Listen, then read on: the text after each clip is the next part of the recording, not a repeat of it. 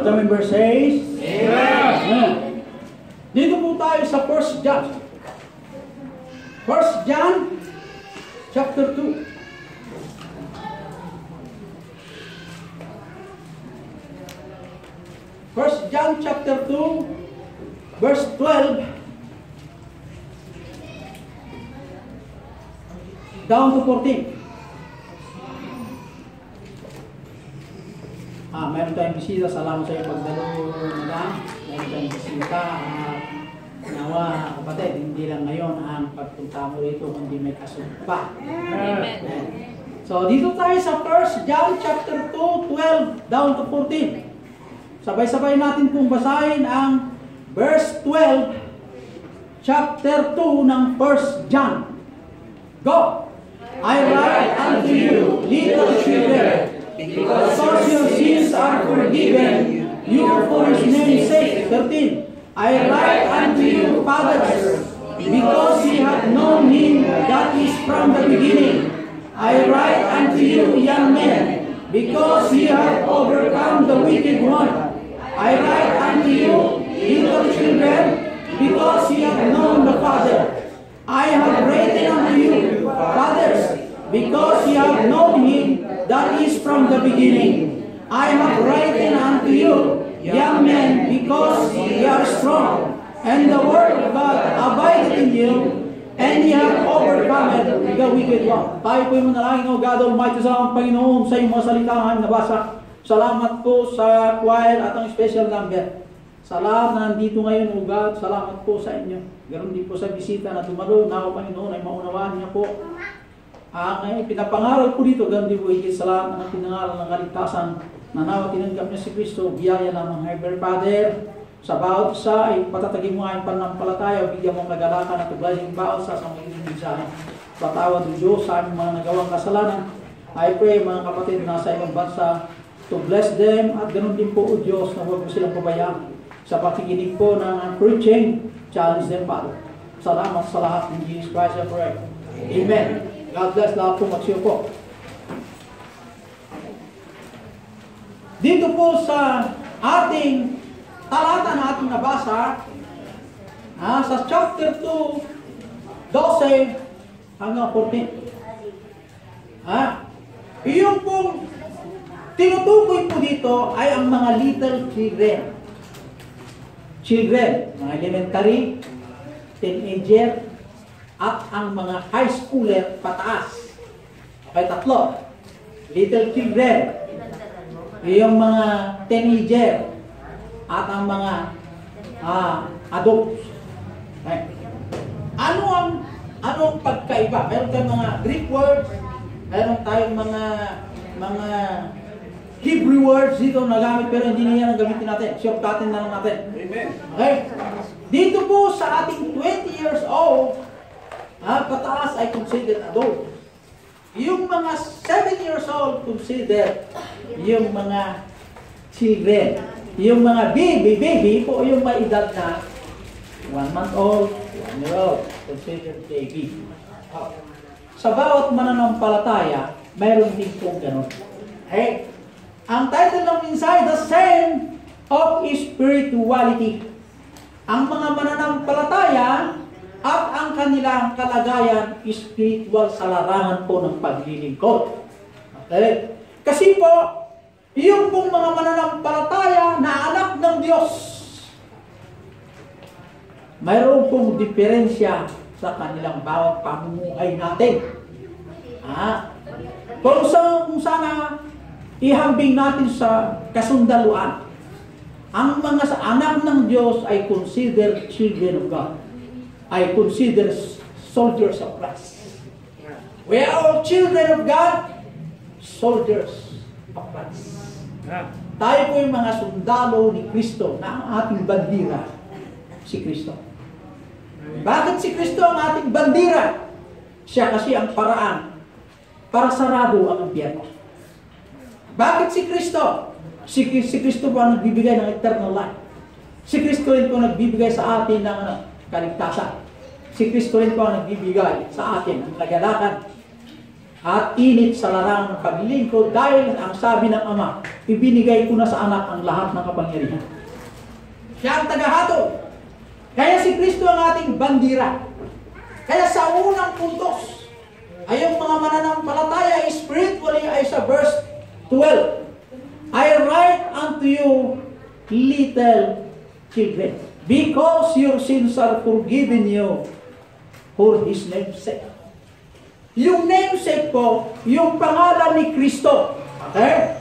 Yung little children, ito yung mga ating tinuturuan, katulad po dyan sa ating children's ministry.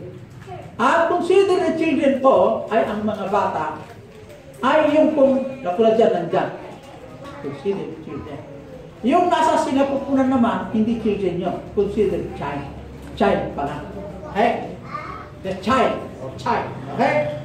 Ngayon, child, children, teenager o adult, sa harapan ng Diyos, nagkasala. Okay, maliwanag po. For all have sinned, including yung 1 month old. Bakit naman, Pastor?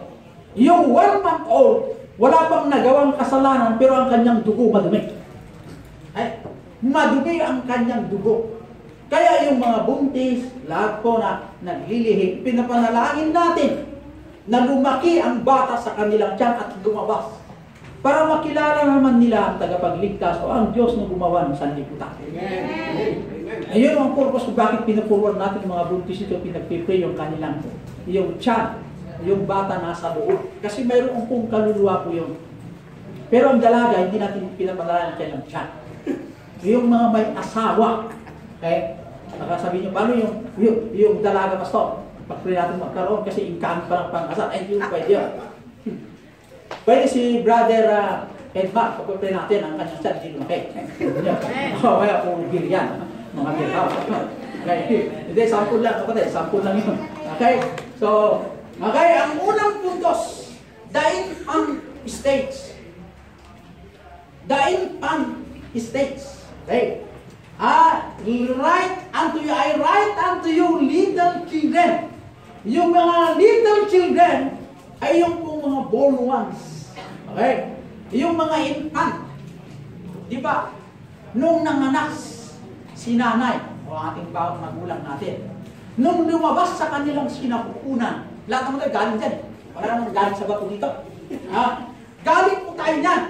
Kaya, ito pong pagre-respeto natin sa kanila, ang mga ladies. Blessed, ang sabi po ng bago, blessed among you women. Kasi dito rin po galing ang ating tagapagligtas. Sa kanila kung sinapupunan ng mga mother. Kaya tayo mga lalaki, huwag na naman natin babatusin yung ating mga mother o ang mga ladies. Dahil diyan po natin, diyan po tayo galing. Diyan po tayo galing. Kaya yung pong infant stage, yung mga bata na walang kaalam-alam pa ng sanlibutan, hindi niya pa alam kung sinong tatay niya kasi bata pa yun. Infant. Wala pang kaalam-alam niya. Naiambing din sa isang mananampalataya na born again. Noong tinanggap mo si Jesus Christ bilang tagapagligtas at Panginoon, kasi hindi mo alam ang way ng kaligtasan. Ang kaligtasan ay hindi sa pamamagitan ng pagsimba. Ang kaligtasan hindi sa pamamagitan ng ributo. Hindi ang kaligtasan hindi po sa pamamagitan ng kapilya o pagsunod ng 10 utos. Ang kaligtasan, the Bible says, we are the proclaimer regarding repentance. Kailangan ikaw magsisi. Paano magsisisi ang infant pastor? Hindi pa nga alam . Kapag hindi niya pa alam, hindi panalangin ng bata. Amen. Panginoon, ang batang ito. Yan, panalangin natin na lumaki at makilala. Ito pong tagapagligtas. Kaya mayroong mga buntis, hindi sinusuko yung kanilang buntis, yung kanilang tiyak, yung kanilang lamak, tiyak. Mayroong ganyan . Dapat ang magulang din, isuko nila sa atin. Panginoon, ipag-pray natin po yung buntis ng nanay. Para ano? Para maging dalawa, hindi gano'n. Yung buntis na yan, ipag-pray natin na lumabas na maayos at malusog yung nanay. Baka lumabas yung bata, walang tainga. Yan. Mayroon din gano'n . Amen? Amen? Tumatawa kayo, pero totoo yan. Tayo, pag-pray natin naman, yung isa, wala pa yung ganyan. Yung meron ganyan. Pagpasalamat tayo si Edmar, lumabas na hindi ngomo eh. O sa akin, hindi ngomo. Hindi mo lang, magpasalamat tayo dyan. O, bakit biyaya naman yung Diyos yun eh. O, lumabas na ikaw ay maganda. Ikaw ay ganito ang mukha mo. O, amen. Di ba? Isa atin kasi, di ba kuntito sa mukha, ginagayon ng karero rito, makulay ang mukha. Ay, makinig kayo ladies and gentlemen, yung mga ladies. Maliban lang kung mayroon pong pangatlong partido dito. Nang ahin ako, ganyan. Nagkulay na kakulay na. Baka ikaw, alanganin ka kapatid. Totoo lang. Men, talaga, lalaking lalaki. Okay, men. Okay, siya lalaki. Totoo ko talaga. Okay, dito po tayo sa, hindi, para makikita ko sa inyo kasi masyado kayo seryoso. Lagi nakatingin sa relo. Okay, dito tayo. Okay, little children. Because your sins are forgiven. Ang kapatawaran na ginagawad ng Diyos ay parehas din pa sa mga unsaved. Katulad po ng mga may edad na 20, ganyan. Ganon din po sa mga 6 years old, ganon po. Kaya yung infant, kailangan ng puspusan na manalangin. Kaya mayroon tayong ganito na gathering, ipag-pray natin. Amen. Paano, Pastor, kung yung pong nanay, ang malaki ang tiyan, pero hindi naman bata ang laman. Pag-pray mo na lang, brother. Hindi ako mag-pray. Hindi, ibig sabihin, iba naman yung dedication, i-dedicate mo ang buhay mo, iba naman i-dedicate yung meron ng bata. Okay ba yun? Kaya, mahalaga na ipag-pray ang mga bata.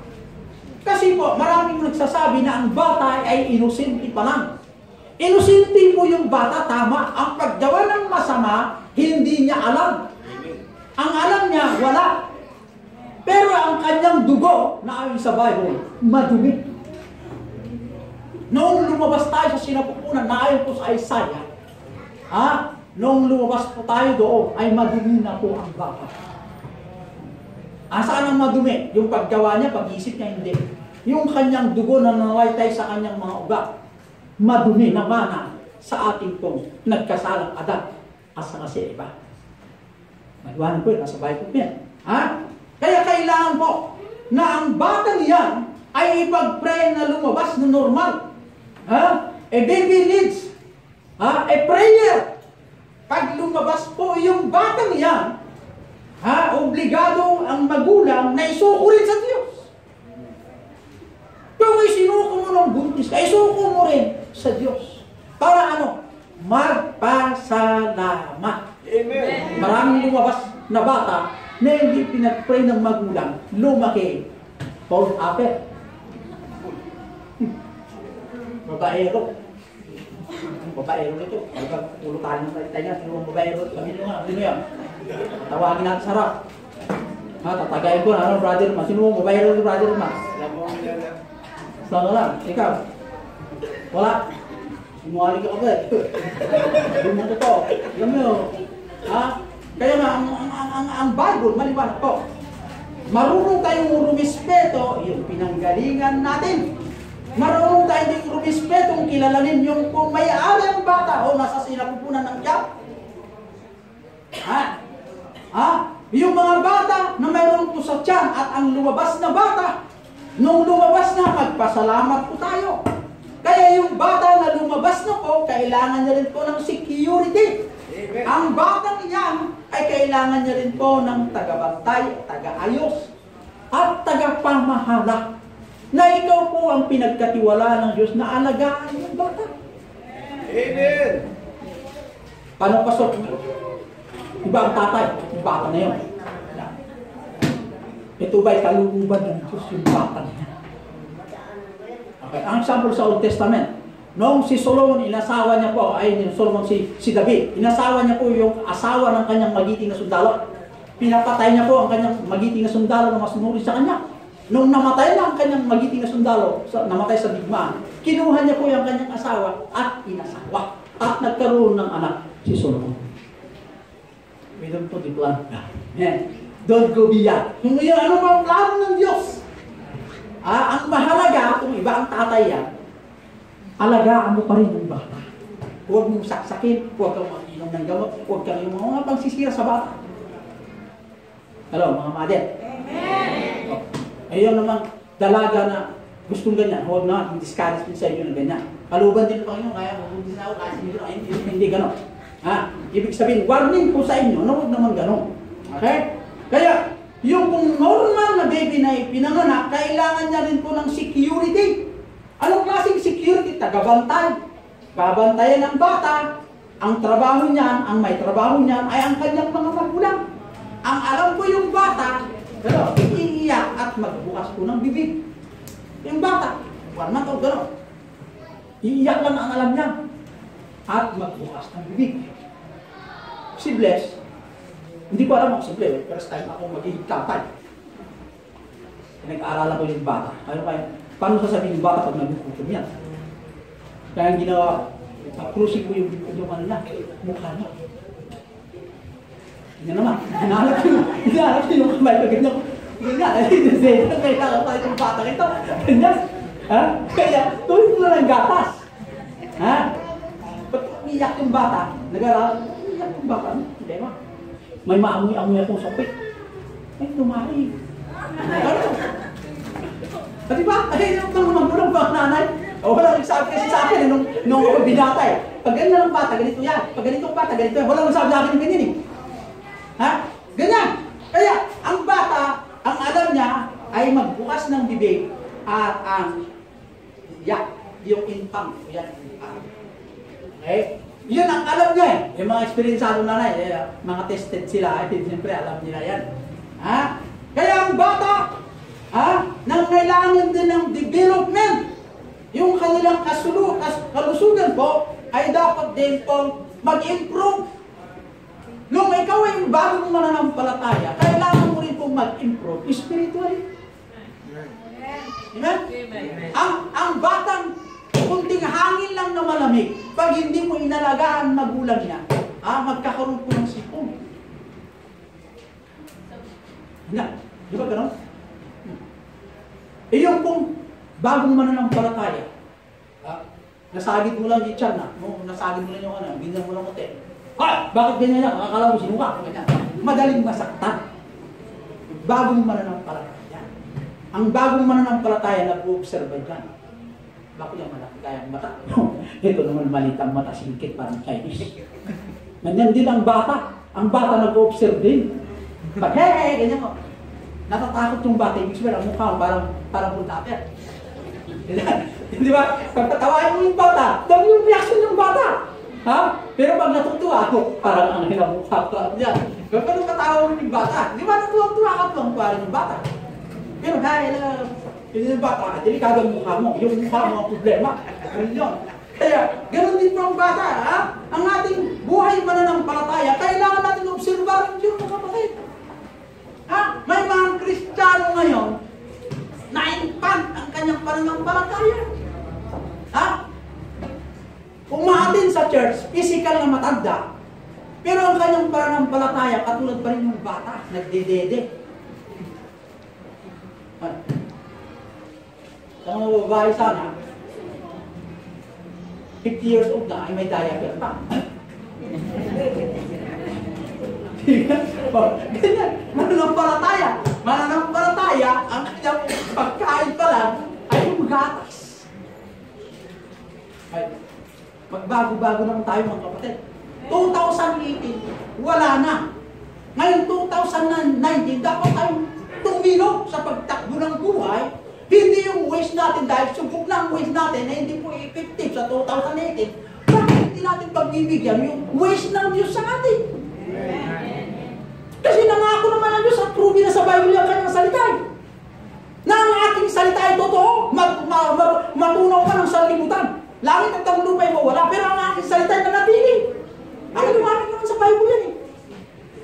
Kahit kailan, walang hanggan ang kanyang salita, nanatili. Mawala ang lahat, pero ang kanyang salita, nandiyan pa rin yan. Bakit hindi natin subukan yung eternal word of God, the advice of God, yung counseling ng Panginoon nasa Bible? Bakit hindi natin sundin mo, yung proven na, huwag kang mag-arap na yung mga bagay na ipuprove pa, yung proven na. Amen? Subok na ang aking salita. Ano dyan? Hindi ba na dito? Ito pala. As silver tried and the foundation of earth, purified 7 times. Tingnan mo yan. Purified 7 times. Nalunag. Subok na ti apoy. Hanag balbaling ti sao ti Diyos. Uri purda. Rimwar ti kagintura ti Diyos. Sao ti Diyos na paypayso. Dito na marunaw. Unano, uri langit. Maawagin din niya sao. Subukan natin ang salita ng Diyos. Marami dito pinagpapala ng Diyos. Magtanong kayo sa kanya, ano ang technique niya. Pero pag sasabihin, marunong ako. Tapos na. Maybe. Mga kapatid, hindi pang talagyan. Kaya, I challenge you, members. Mga babies need to grow. They must have food. 1 Peter 2:2. Kailangan po nila ang food is spiritually. And newborn babes desire the sincere milk of God, that ye may grow thereby. Ang mga babies kailangan din po mag-exercise. Pwede mo mag-exercise yung baby? Ang exercise ng bata, pag bata pa lang, patawain yan. Di ba? Ganyan. Huwag mo nang palumputin ng iyak. Yan ang exercise niya. Yung pong hangin, the atmosphere. Dapat ang mga bata ay madala po yung hangin na sariwa. Hindi po yung tatay ay smoker. Mapunta yung usok ng kanyang inismoke at pumunta sa bata. Huwag mong dadalhin po sa mga ng mga baboy, yung mga alagaan ng baboy, yung manok. Dalhin mo yung bata sa fresh air. Amen? Ang bagong mananampalataya naman, huwag mong dalhin sa disco house. Wrong place. Dalhin po sa church. Good atmosphere. Amen. Kaya sana, ang problema sa atin kasi, yung mga unsafe ang nagdadala sa atin, saan? Sa beer house. Mananampalataya ka, ikaw bang dinala, hindi ikaw ang dumala sa kanya sa church. Diba, amen? Di ba tama yung kapatid? Ikaw ang nadala sa beer house. Amen? Hindi, ibig sabihin, so brother at man, alam nyo, pag kayo po ang nadala sa beer house, dinala ka ng unsafe, mo. Ang sabi po ng Bible, foolish people, children of God. They think, akala nila ang kanilang ginawa ay nakalibre sa pag-iinom. Ang sabi ng Bible, galit na galit ng Diyos sa atin. Hindi mo maaani ngayon, pero maaani mo in the future. Kasi tamang sinabi ng Bible, paparusahan niya ang kanyang mga anak. Kaya ang mga nanay at tatay mag-aalaga ng bata, ay kayo po yung mga steward na taga-alaga sa kanila. Pinagkatiwala pansamantala sa inyo ang batang ito. Kaya ang bata dapat dalhin sa good atmosphere. Kaya ang problema sa bata, pag lumaki po yan at nakita niya sa iyo po yung sigarilyo, gagaya ka. Tapos sasabihin mo, tatay, huwag kang manigarilyo, anak . Bakit si tatay pinagbabawa sa akin ng sigarilyo?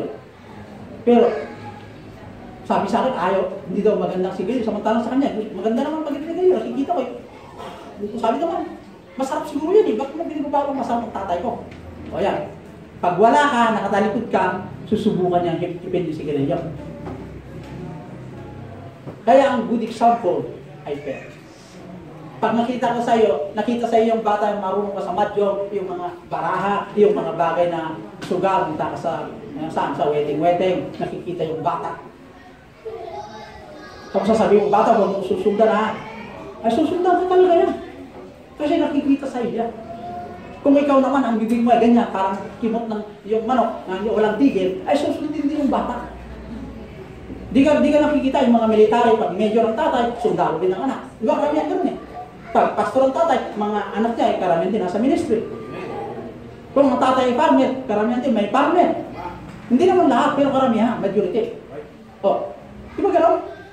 Tingnan mo, ang mga kasundaluan, pag sundalo ang tatay, mga ano niya mga premier, hindi premier, nasa army. Kung teacher ang tatay, teacher din yung mga. Ginagaya, parang gano'n. Ha? Kaya, ang sabi mo ng banal na kasulatan, kung kayo po ay pinagkatiwalaan ng bata, dapat alagaan mong bata according to God's ways. Papaano mag-alaga ng bata na ayon sa gusto ng Diyos na pag-aalaga. Okay? Hindi lang po yung infant, mga kapatid. Ang sabi po ng Bible sa pangalawang puntos natin, the infantry stage. Inalagaan mo yung bata, lumaki, 12 years old, naging 13 years old, 14 years old, naging teenager. Ang mga teenager mahilig sa pasagulero. Yung laban-laban, ganyan. Di ba gano'n? O, mainit ng yung kasama mo yung mga kabataan, pakipagsago pa sa ibang grupo, yun ang hilig-hilig mga bata, ay yung mga teenager. Yung mga papila, ganyan, mahilig sila ganyan, tinjatan niya ganyan, umiti yung dalaga, gusto niya ako yan. Ganyan. Ganun mga style itong mga teenager. Karamihan ang ugali po nila. Okay? Kaya, ang mga teenager na ito, kailangan din po sila mag-mature. Hindi lang po yung sa magitan ng pagkain po nila na gatas-gatas noon. Ngayon, mag-mature po sila. Kailangan bantayan din ng magulang. Pag uwi ng gabi, dapat mayroon pong curfew parang Marcos style. Bakit? Kagkaroon ng curfew. Alas 10 ng gabi, dapat walang lalampas doon. Porque yung nanay ay, housewife lang, ang kanyang anak ay general. Sabi yung nanay, anak, umuwi ka alas 10. Hindi umuwi alas 11. Meron akong example dyan. Yung Master Sergeant ng Fort Bonifacio, sinabihan niya ang kanyang anak na Premier, Major, anak, uuwi ka ng maaga dahil po sa ating barangay mayroon tayong curfew. Ang oras po ay alas 10 sa Fort Bonifacio. Umuwi po yung kanyang major na anak na Premier, alas 12 ng gabi. Alam mo nangyari?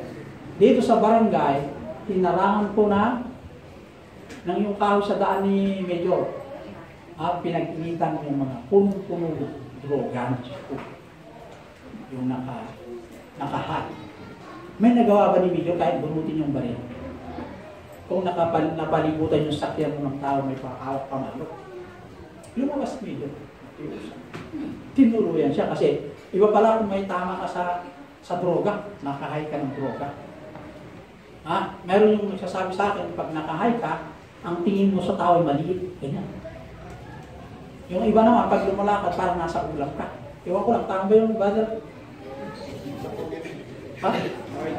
Ay, hindi. Hindi ko akala ko yan. Sino ba naman? Ikaw? Ba? Hindi. Ikaw, brother mo. Yung brother mo, tama ba yun? Amen! Pag nakahay pala yung tao parang nasa balcony ng ulap. Alam ba? Galing ang kanilang paliwanag pagdating sa investigasyon ng pulis. Sabi yung sarhento, sinasabi ko kasi sa iyo, dapat maging masunurin ka sa Bakit? Bakit sinabihan niyo yung anak? Kasi yung major na anak niya, wala tong asawa. Kahit major ka, trumispeto ka sa sarhentong mabaka. Sarang kong pag-inusapan. So, saludo sa iyo mo sarhento, pero tatay mo pa rin yan. Amen. Kaya tayo pong mga anak, maraming mga ating itong mga atas pinag-aralan kaysa sa tatay. Marunong tayo pa rin trumispeto. Tatay pa rin yan. Kahit baliktarin mo anong gagawin mo, iniutos din ng Diyos. Anak, dapat kang masunuri sa mga. Amen? Respect them and obey them because this is right unto the Lord. Sa mga anak, Diyos. Kaya, mga bata, mga teenager, yung lakas nyo po sa kawalangan sa sanlibutan ito, yung paglulustay nyo po sa iyong mga stress sa sanlibutan, gamitin nyo po sa Diyos. Amen? Amen. Gamitin nyo na po sa Panginoon. Kaya bihira pumasok sa mag-aral and learn to learn, go to serve. Kasi po yung pag-aaral po ng seminaryo at maglingkod sa Diyos to be full-time in the ministry, karamihan po ang kanilang kinakalaban, yung ways ng world. Ngayon po naman ang gustong-gusto ng mga teenager at sa kakampihan po ang world. Ang teenager, nagyayabang sila. Alam mo sa akin, meron akong 5 lady na sumagot sa akin. Isa sa Sinapa, isa rin po sa Alicia, isa rin po sa ganyan. Ha? Meron ako, magyayabang sila. Yung tatay mo, wala, mahina yung tatay mo. May 5 kang girlfriend. Sa akin, yung tatay ko, kinakain niya yung 10 tatay. So, magyayabang sila. Yung teenager style. Meron din ang ugali ng mga teenager. Meron ba yung teenager na sinasabi kahit partner yung nanay niya, tatay niya. Sinasabi ko ng tatay ko, isang retired general. Yung nanay ko, isang nurse. Ay, hindi naman po ko. Meron gano'n. Ugali ng mga teenager yan. Kaya tayo bilang mga magulang taga-alaga sa kanila, dapat natin po i-review ang ganitong mga ugali ng mga young people kasi tayo pong taga-alaga sa bahay. Kaya ang mga ganitong anak na ugali, bago lumaki ang sungay, dalhin mo sa church yung bata na yan. At dito sa magitan ng salita ng Diyos, ang salita ng Diyos ang magtuturo sa kanila ang tamang gawin ng isang teenager. Upang pag sila po'y makapit o sila po'y magandang relasyon nila sa Diyos, ay marunong rumispeto sa gobyerno, sa magulang, sa pastor. Amen. Panghuling puntos. 13:14, the intimate states, I write unto you, fathers, the meaning of the words from the beginning. Means you have known the Lord for a long time. What set father apart from baby or teenager? Listen to me. The intimate states, ang mga adult, katulad ko sa atin, adult, 26 years old, 20 years old, mga adult. Maraming mananampalataya na ang kanilang edad ay 30, 26, 25, 20. Mayroong mananampalataya na ang kanya pong kaligtasan ay nung pong bata pa. Ibig sabihin, 10 years Christians, 20 years Christians, pero ang kanyang pamumuhay, teenager pa na. Ilan taon ka na, Brad? 25, yung totoo, 25. 25 years old. Meron kasing 25 ang edad, pero hindi magtali sa mukha. Huwag natin intindihan nyo, kasi yung sinabi ng 25. Kung 25 ang kanyang edad, teenager yan. Ngayon, pag dumating na ang edad niya ay 56, siya pa rin ang ugali niya. Ibig sabihin, ang ugali niya, nung teenager, 5 pa rin ang kanyang girlfriend. Nung 56, nagiging 5 o 4. Ay, hindi nagbabago. Ibig sabihin, kung ikaw ay Kristiyano, nung 1 year old ka pa lang, makita ang pagbabago sa iyo. Nung ugali mo, nung ikaw mo ay Kristiyano, teenager ka, pagdating na adult ka naman, ay mag-mature ka naman, magbago ka na. Lumipas ang panahon ng maraming buwan taon. Dapat ang pagbabago sa atin ay makita. Hindi ka pwedeng nanatili na grade 1. Edad mo noon, anong edad ko noon? Dapat grade 1 ay 6 years old o 5 years old. Nung ang edad mo ay 20, grade 2 ka pa lang. O ganyan. Nung ikaw mo ay bata, kailangan mong diaper. Nung ikaw ay 20, diaper pa rin. Hindi ka pwedeng gano'n eh. Di ba mga kapatid? Kung ikaw naman ay mananampalataya na 1 year old, noon hindi mo alam ang ganito na bawal pa lang ang pantalon ay dapat para sa lalaki. Noong ang edad mo ay 15 years old ka na, mag-a-adult ka na, alam mo na ang totoo, ay nagpapantalon ka pa rin. Nang edad mo ay 60, nagpapantalon ka pa rin. Hindi ka na ba? Ibig sabihin, hindi ibig sabihin, nakikinig ka sa salita ng Diyos, lumalabas dito. Hindi pumapasok sa puso. Kaya pag kinurit ka ng pastor, palaban ka. Kinurit ka ng magulang, palaban ka. Kinurit ka ng counselor ng ating pamanan, palaban ka. Dahil ikaw, wala kang natutunan sa salita. Kailan ka magbabago Kristiyano? Kung tayo po'y mananampalataya, hindi magbago, huwag mong hamunin ang salita ng Diyos. Huwag mong hamunin yung may akda ang salita ng Diyos. The author of this Bible, the Holy Spirit. Huwag natin hamunin ang Diyos sa buhay po natin. Kasi pag gano'n pa ang ating gagawin, hindi natin pinapakinggan ang Diyos, magsisi ka sa huli. Kasi sinasabi ng Bible, ang pagsisisi ay nasa huli. Amen. Meron bang una? Hindi. Kaya nga, mula ngayon na pakinggan natin ang mensahe, umpisahan natin mag-isip, examine ourselves. If we're really in the right track, sinusunod natin ba ang Diyos sa 2018 upang tayo maging effective at magbunga sa paglarangan mo ng paglilingkod?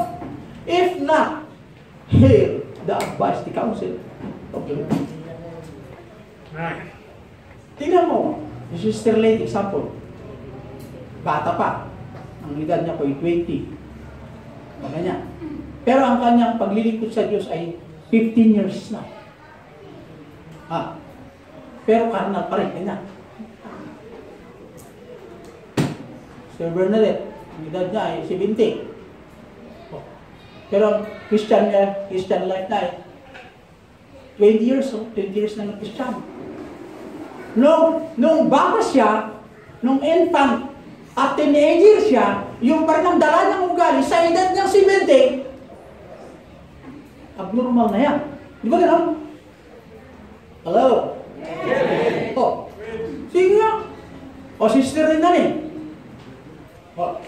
Pag-grade mo ang mukha yan, parang 16 years old yan. Pero ang kanyang edad yan, ang 80, ganyan. Baby face lang yan. Sample lang, sample. Matagal ng Kristiyano. Pero yung ugali niya nung bata na dede, yung pa rin ang ugali niya, hanggang ngayon. Anong tawag dyan? Ay lang makusga. Anong tawag dyan pag ganyan? Ginanyan mo. Ano yan? Dede. Pag-plaka ka ng gatot, ganyan. Busog na. Ibig sabihin, yung ugali niya nung bata o infant siya o teenager, yung pa rin ang ugali niya hanggang siya mature physically. Yun pa rin ba ang ating dala hanggang ngayon? Spiritually po, ang sabi po ng Bible, kung tayo po'y bata noon, dapat lumabo tayo nung nasa teenager po tayo. Ngayon tayo po'y mature na, dapat marunong tayo mag-share ng Bible na kasi mature po tayo spiritually. Katulad ni brother Jonathan. Trabaho sa barko, yan, sampol. So by Jonathan, nagbigay ng trust sa barko. Hindi ka to. Bakit nila bigyan ng trust yung mga kapitan? Yung may kapitan doon, brad. May mga sargento doon, may mga ano. Share ng trust. Bahala na tayo na, basta natin, babasa mo sa kanila. Share doon, di gasto. Kung hindi mo magawa yun, may pera ka, magbigay ka. Bigay mo yung 1,000 mo sa akin. Meron tayong mission sinuportahan. Yung 1,000 ginamit ko yung isang preacher. Nangaral, may nasave na 20. Okay, then, yung nagbigay ng pera, sakit yun. Kasi ginamit ko, and para sa pastor. Hindi ka mo makapagsulwin, pero yung pera mo, doon dumalo sa'yo, dumaan sa'yo ang blessing. Pinagkalo mo sa mission. Kasama ka sa blessing doon. Mayroon ka pang blessing physically, mayroon ka pang eternal blessing. Na naipon mo sa langit, pagdating tayo mamatay, makikita mo yung blessing mo eternal. Yan ang kagandahan ng privilege na tayo po'y ma-channel ng blessing. Pag tayo po'y channel ng blessing, why not give unto the Lord? Why not give? Pag habang tayo po'y buhay pa, maiiwanan din ang lahat dito sa lupa. Maiiwanan ang lahat. Pag binigyan ka ng pagpapapala, huwag mong laging kalimutan ng Diyos. Dapat unang Diyos. Amen. Dahil ang lupa, pansamantala lamang tayo dito. Pag-isipan natin ang ating eternal reward. Dahil mapawalang hanggang reward kung ibigay ng Diyos sa lahat na faithful. Sa larangan kong pagganap sa pinag-uutos ng Diyos sa akin. Salamat ako itong kapatid na. Meron tayo isang kapatid na si Ma'am. Naludo ako dyan. Hindi lang sa kanila, yung mga giver. Makikita mo kailang income. Meron dito na walang income, bibigay. Pero ang masaya, ang kailang pag-alaman sa pamilya, there is always peace. Kaysa yung, there is always trouble. Kahit may marami ka pera, always trouble. Patulito lang ba, sigawan dito, sigawan doon dahil sa pera. Yung mga palayok, lalabas sa bintana. O, di ba? Magulo, kahit marami pera, kahit wala na pera, basta huwag lang magulo. Di ba? There is peace in our heart. Peace in the family. Ang makapagbigay lamang ay ang Panginoong Diyos yan. Amen. Ang ibigay ng pera, masaya akong may pera. Paano kung wala ka? Kanya, hindi kaya na. Mayroon pera o wala, masaya ang peace. Amen? Oh, young people, hi, hello. Ito, again. Pag hindi kayo makikinig young people, the Bible says, hindi kayo marunong lumispeto sa magulang, aanin mo rin kung anong tinanim. Alam ka naman, nagtanim ka ng mangga, aanin ka ng mais. Mangga rin aanin mo. Nagtanim ka, nagpula ka ng masama. Aanin mo rin kung ng masama, hindi mo pwedeng biyaya. Masama rin. Kaya ang Diyos nagpuna sa atin ang salita sa ating puso, aani tayo rito ang kagandahan pagpupunan ng Diyos sa atin. Kaya gamitin natin ang ating buhay sa gusto niya kasi siya may-ari ang buhay natin. Amen. Amen? Ayaw mo na lang yung God Almighty na lang Panginoon sa iyong mga salitang kaalala sa amin naman. Sa larangan ng paglilingkod ng Diyos, ay kailangan kami po yung laging gising. Sa larangan ng paglilingkod. Dahil po ang anuman oras o Diyos ang kamatayan darating bawat isa.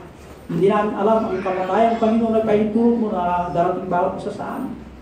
Lagi bigyan mo kami ugal ng pagkakataon pa na dagdagan ang bawat buhay po namin.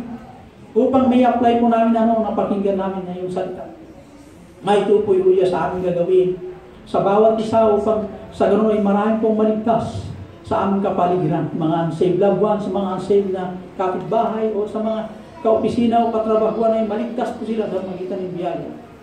I pray, O great God, na bawat isa ay magamit po saan man sila ang bawat mananampalataya na sila po ay mag-ilaw sa kanilang kapaligiran na ang makita sa kanila ay si Kristo. O God Almighty, dalayan ko, Panginoon, hindi lang po ang mga kapatiran nandito, kundi ang mga kapatiran sa ibang bansa. Na magamit ang kanilang buhay, hindi lang po, Diyos, pagtatrabaho. Hindi lang po, Diyos, sa pagtanggap ng sweldo, ano po kailang pinagpaguran. Kundi ang kanila pong buhay, kasama, O Diyos, ang iyong gawain, Panginoon. Naibigay po nila ang kanilang first fruits, ganun din po ang tayo sa Lord. Naigit sa lahat, Panginoon, ang pagbibigay, buong puso, kagalakan, ikaw nakita. Kung sino man hindi makaintindi ang giving ay po, Father, nabuksan mo ang bawat sa upang maunawaan po ang kahulugan ng giving. Ang lupa ay pansamantalang tirahan lamang, O Diyos. This is not the final destiny, but it is only just we are transcend in this world, Father. Temporal living lamang po kami sa lupang pansamantala. Ilagak mo, Panginoon, sa aming kaisipan ang magtanim po ang eternal reward. Eternal, O Diyos, na aking po madatnan po sa langit. Dalayan po, Diyos, na patawarin niyo kami, Ama, sa aming mga nagawang kasalanan. I challenge the people, O Diyos, na lahat ng kanilang mensahe to come to the altar. Ang iyong mga anak, O Diyos, mga men upstairs, mga ladies downstairs. Magbukod tayo sa panalangin, mag-pray natin ang bawat isa na tayo po laging mainit sa larangan ng paglilingkod. That is your peace always in our heart. Laging mainit sa larangan ng paglilingkod at dami tuksos sa nilita. While kampuran na ng palataya, tayo po magbukod sa panalangin. Ating lang panalangin ng blessing. Nawa may pagkaroon ng Diyos ng blessing. Nawa pagkaroon ng Diyos at kasagutan ng bawat panalangin natin. Why not come forward, members? In God as you are. Why not come forward? Kausapin mo ang Panginoon.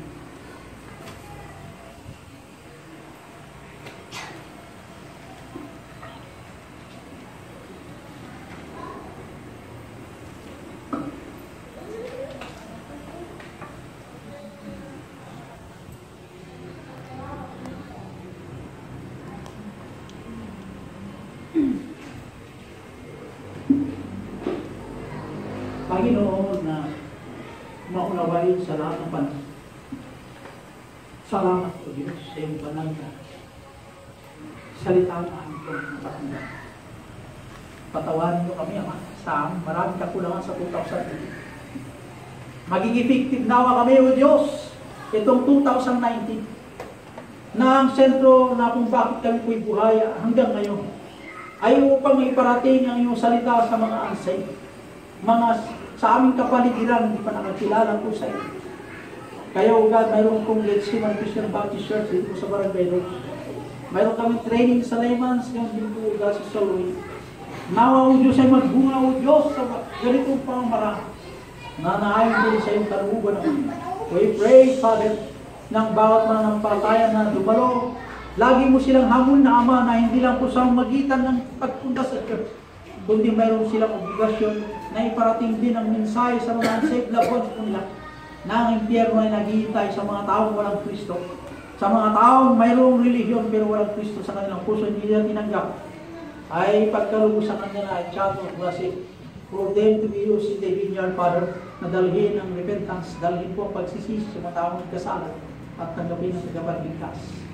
I pray, O God, marami kang kakulang sa larangan ng kaligtasan at sa larangan ng katapangan, O Diyos, upang iparating ang mensahe. Maraming katapangan, mayroon kami pero in the wrong way na kayabangan, in the wrong way of boldness. Kailangan namin, O Diyos, ang direction ng Pagod. I pray, O God, I bless mo sa lahat ng karinig ko ng mensahe. Mayroon kaming bisita, Panginoon.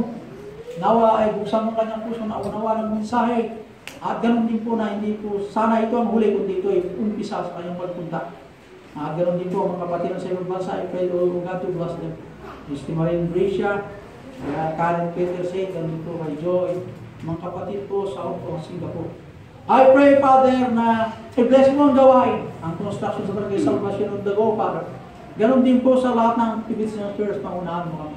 Sa lahat ng ginagamit, I pray na ingatan mo sila ang kanyang testimony. Sa bawat mananampalataya, ganon din mong tagapagtulong mga bata na magbunga po sa kanila, tinuturo sa kanila. At i-bless mo ang mga bata, ganon din mong tagapagtulong, bigyan sila ng wisdom and blessing. At ingatan ang bawat pamilya niya. Ganon din po ang bawat isa. Ang nanghihina in the faith, O Father, i-invite mo sila by the grace. Ang mga mananampalataya na faithful, more blessing pa, na ayon sa iyong mga pangalan. Thank you, Ama, sa lamin sa akin. Dahil mo kami mayang alas 3, ako, David. Thank you, Father. Jesus Christ. Amen, God.